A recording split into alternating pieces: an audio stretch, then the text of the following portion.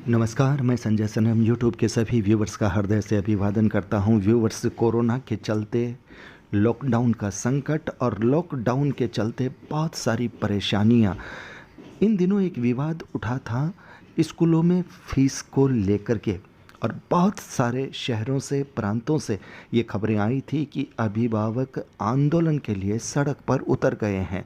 बात अगर देखी जाए मध्यम वर्ग के परिवार के लिए, ये भी बहुत तकलीफ़ की बात थी, क्योंकि लॉकडाउन की वजह से उनका रोज़गार बंद था और स्कूलों की भारी भरकम फीस देने में उनकी अपनी लाचारी भी समझ में आ रही थी। और बात अगर शिक्षण संस्थानों, स्कूलों की कही जाए तो उनकी भी वाजिब है। लॉकडाउन की वजह से चाहे पढ़ाई नहीं हुई, बच्चे नहीं आए, लेकिन खर्चे जो उनके थे, टीचर्स को सैलरी थी, मेंटेनेंस था, स्टाफ को जो सैलरी थी, वो सब उनकी लगनी थी, लग रही थी।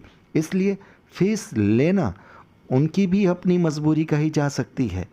लेकिन ये जो आंदोलन हुआ, जिस तरह से एक आक्रोश का माहौल बना, ये बंगाल में भी उठा था। लेकिन बंगाल की मुख्यमंत्री ममता बनर्जी ने बीच का रास्ता निकाल करके अब लगता है इसे सुलझा दिया है। ममता बनर्जी ने जहां शिक्षण संस्थानों को कहा है कि कुछ शिक्षण संस्थानों ने शायद फीस में भी वृद्धि की है, तो उन्होंने स्पष्ट मना किया है कि फीस में किसी भी तरह की वृद्धि स्वीकार नहीं होगी। और उसके अलावा जो आप अतिरिक्त फीस लेते हैं लेबोरेटरीज़ की, लाइब्रेरी की, कंप्यूटर्स की, वो जो फीस है वो फीस आपकी कट हो जाएगी। यानी उसको कम करने के बाद जो फीस आपकी बचती है वो अभिभावकों को देनी पड़ेगी। यानी उन्होंने स्पष्ट कह दिया है कि जब बच्चों ने इन सुविधाओं का लाभ लिया ही नहीं तो फिर उनकी फ़ीस क्यों लगे। लेकिन चूंकि शिक्षण संस्थानों को भी सैलरी देनी है, उनके भी अपने खर्चे हैं, इसलिए हम फीस को एकदम बंद भी नहीं कर सकते।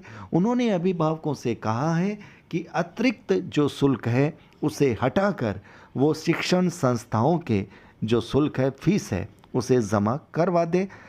एक बीच का रास्ता उन्होंने निकाला है और खबर यह है कि इससे अभिभावकों के मन में एक खुशी हुई है। उन्हें यह लगा है कि उनके हितों को सुना गया है।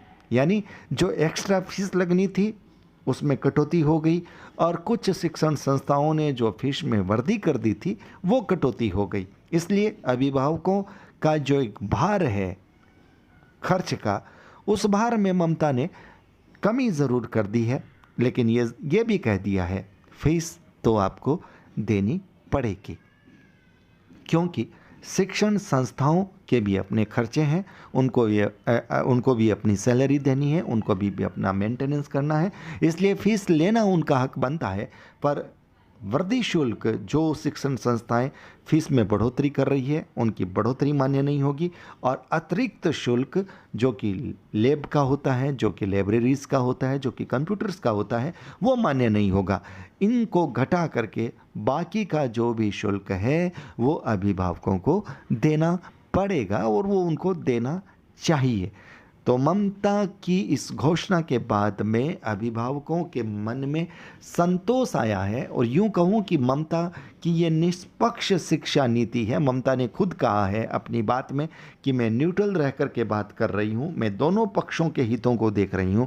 और वस्तुतः उन्होंने दोनों पक्षों के हितों को देखा है, दोनों पक्षों के साथ न्याय करने की कोशिश की है। और हमें विश्वास है कि ये शिक्षा नीति अब आंदोलन को बंद कर देगी। दोनों पक्ष रजामंद होंगे, दोनों पक्ष बहुत सुलझे तरीके से अब इस पर काम करेंगे और दोनों पक्षों के हित बनेंगे। इसमें एक बात आ सकती है कि कुछ ऐसे भी लोग हो सकते हैं लॉकडाउन की वजह से जिनका रोज़गार एकदम बंद हो गया हो और उनके पास जमा पूंजी न हो, उनके लिए निश्चित रूप से एक अपील जाती है शिक्षा संस्थानों के पास कि उनकी तकलीफ़ को वो नज़रअंदाज न करें, उनकी तकलीफ़ को सहानुभूति के साथ विचार करें।